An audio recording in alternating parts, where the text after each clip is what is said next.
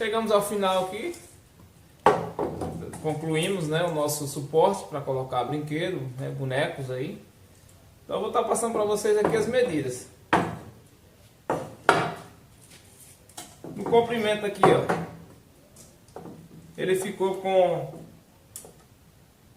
55 centímetros. Fundura, ele ficou com 7 centímetros. E essa parte aqui, a altura, ele ficou com 15 centímetros.